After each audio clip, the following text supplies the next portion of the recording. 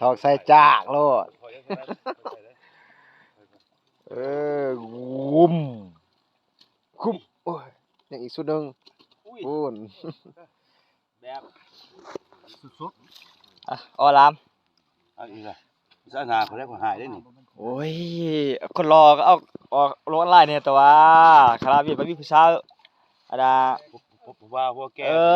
บ่ค่ำผู้บ่าวบ่ค้เอามักบ่ำผู้บ่าวแก่ว่าสิว่ามีผู้สาวอุ้ยอ้ายรอเนาะว่าเพิ่นอยากพอทางลาวเขาก็เอาเบอร์ให้แต่ว่ายังอยากได้อีกวะบ่คุ้มฮะยังอยากได้เมียอีกบ่ได้เด้เราซูมตัวสั่นบรรยากาศยามแลงมื้อนี้มี2เมนูมื้อนี้ออลามกลับเรือแล้วมื้อนี้อันนี้ก็อ้อมหยวกใส่ชิ้นหมูมีหยวกมีบอดมีก็นอนเฉยเลยนะเมื่อยแห้งมาแต่สำรวจ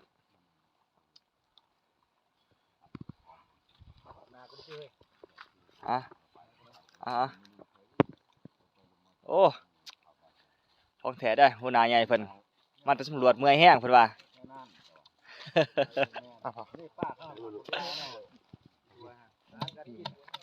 นี่เด้วิธีออลามทางภาคใต้เฮาเอาใส่กระบังถอดใส่กระบังเลยถอดใส่เลยพายุบดอกถอดใส่มือเพิ่นแหละลงเองดอกมีน้ำนั่นไหมเอาเลยเพราะว่าเพิ่นเอาอันนั้นใส่ได้ส่วนหนึ่งเครื่องปรุงใส่แล้วเนาะใส่หมักพริก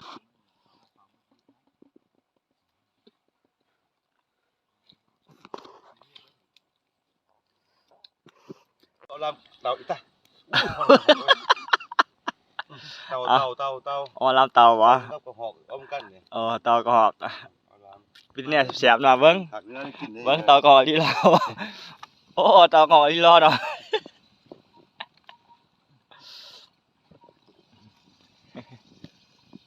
ได้ผลแห้ง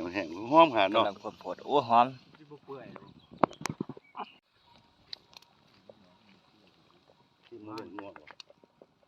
ตอนนี้ชิมออมชิมบางชิมล้ำชิมออมแล้วก็ชิมปลาน้ำชิมปลาน้ำชิมนะดมก่อนเขาลำถามตรงพวกดมก่อนมันคือสไตล์เขาพวกนั้นดมมันฮ้อนพวกนั้นดมก่อนจะโอ้ฝนดังเป่า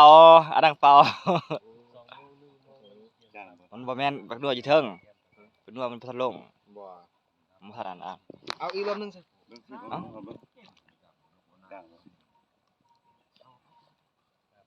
จะซิกโลก็ซึมลังนี่ได้เตาหน่อยใช่เตาหน่อยโอ้เตาบ้านเพิ่นเนาะบ้านนั่นนี่ได้เตาเด้อ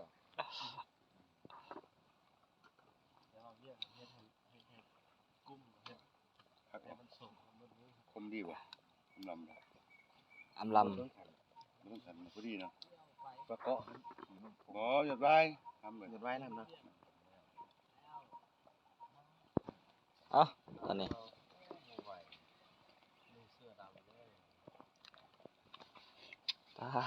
สุดยอดเว้ยสุดยอดว่ะสุดยอดอ๋อลามมานะลามแล่นกับเตาโอ้ปวดขาขนาดเนาะเป็นเรื่องตัวไงบ้างเนี่ยมันได้น้ำพดได้หรือเปล่า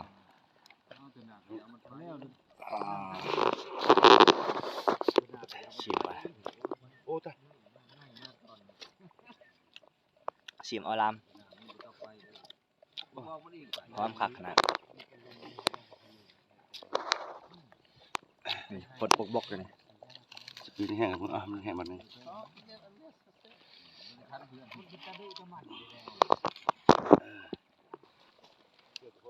วิธีป่งออลามเนาะแบบปฐมประธานได้เพิ่นว่านักยูทูบเบอร์เมืองสามัคคีไส้เพิ่นอันดับ1พูดนี่มีวิธีถอกใส่จากโลดงุมคุ้มโอ้ยยังอีกสุดหนึ่งพูน แบบ เบิ่งทีเนาะย่างบ่เบิ่งก่อน มันแล้วบาดนี้ เอาเข้าคนบ่นี่ อีสมัยนั้นได้ดอกลำดีดอกบ่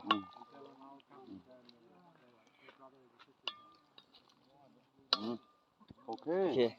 สิบ่ ที่ไม่ได้สิ คนได้อีก สมัยบ่ โอ้ เบิ่ง สิมีบ่ อ่า ได้ สิ มือ ได้ สิ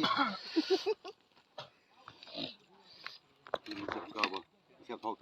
ขึ้นบังเด้อแซ่บบ่